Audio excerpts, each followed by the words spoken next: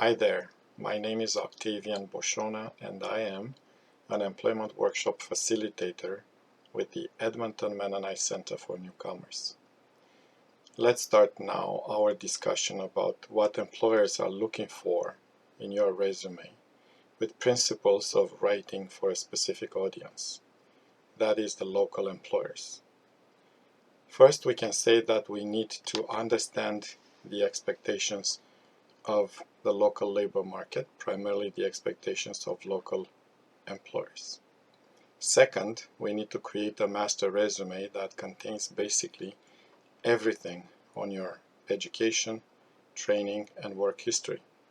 Third, we need to target the resume to a specific job, which means we need a specific, distinctive, unique resume for each job we apply for. And fourth, we need to stand out in regards to both content and format of the resume. So just to clarify this, employers require job seekers to submit a resume as part of the recruiting and selection process for advertised positions, but also for jobs found through networking. And probably contrary to what most job seekers will think, resumes do not win jobs. What do resumes win? They win invitations to a job interview. We can say that Canadian employers' main expectation is that the resume paints a correct picture of the candidate in relation to the job they apply for. In short, resumes need to be explicit and exact in regards to both technical skills and general skills, and about everything else actually. Recruiters need to see them quickly. This is why keywords are so important. Basically, we need to raise our resume writing competence, which is actually quite the job. Let's look at a few do's and don'ts here. First, the do's. Understand yourself, your skills, qualifications, achievements, and preferences. The job, that is the work requirements, and the company, its culture and expectations. Compress the last 10-15 years of experience in 1-2 pages of resume when possible. Target the resume to the job. Use keywords from the job ad or from a job profile. It will show or demonstrate that you have earned a particular credential or know how to use specific tools, equipment, or technology. Reduce areas not relevant to the job and expand areas that are.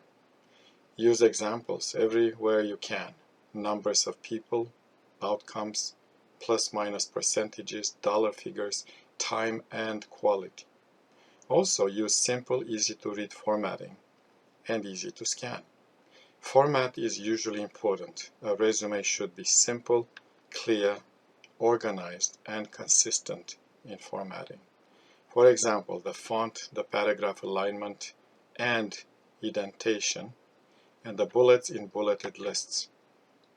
The don'ts.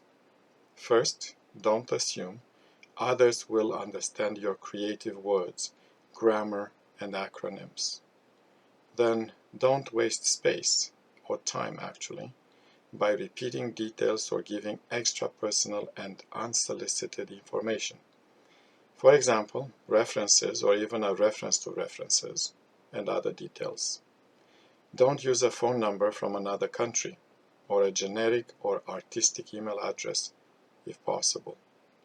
Also, don't use convoluted words, long descriptions, or passive voices. I statements or generic words such as helped or worked should be avoided. Don't say yes when it's a no. That is, don't lie or grossly exaggerate about your qualifications and skills. Don't capitalize, bold, italicize, underline, or use many font sizes, color, or other text effects unless necessary. That is almost never. Don't use any pictures or logos. Also, don't use tables, lines, borders, page borders, and shading or text boxes, as they obstruct the view and can affect document scanning.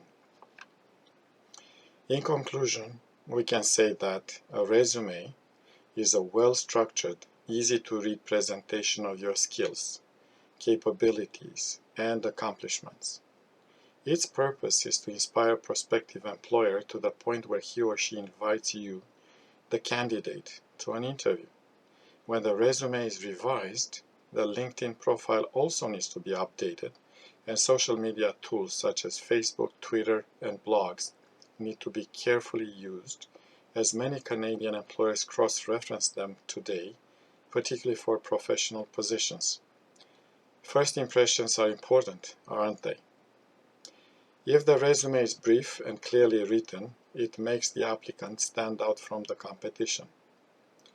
As types of classic or standard resumes, we can mention the chronological, the functional, and the combination resume.